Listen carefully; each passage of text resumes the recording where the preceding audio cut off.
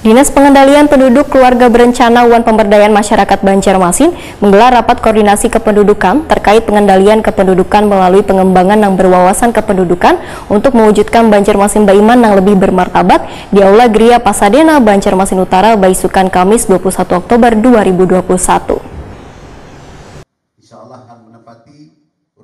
Dinas Pengendalian Penduduk Keluarga Berencana Wan Pemberdayaan Masyarakat Banjarmasin menggelar rapat koordinasi kependudukan terkait pengendalian kependudukan melalui pengembangan yang berwawasan kependudukan untuk mewujudkan Banjarmasin Baiman yang lebih bermartabat di Aula Gria Pasadena, Banjarmasin Utara, Baisukan, Kamis 21 Oktober 2021.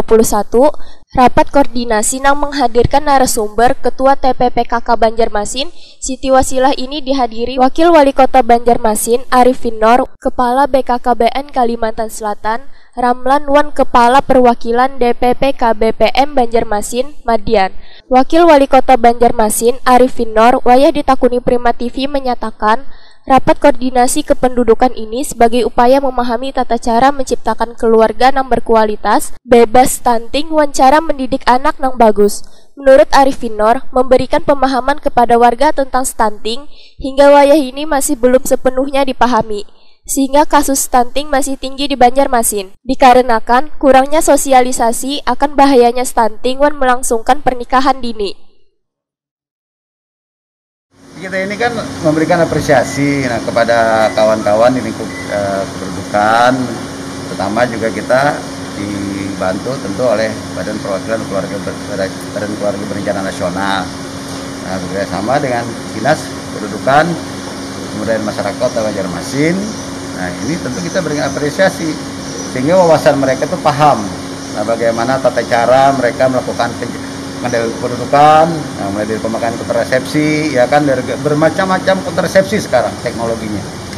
Mudah-mudahan ini kan menjadikan suatu kendali kita agar masyarakat kita ingin menciptakan keluarga yang berkualitas, sehat, bebas stunting, tidak disabilitas juga. Nah, ini tentu adalah sebuah harapan angan-angan kita.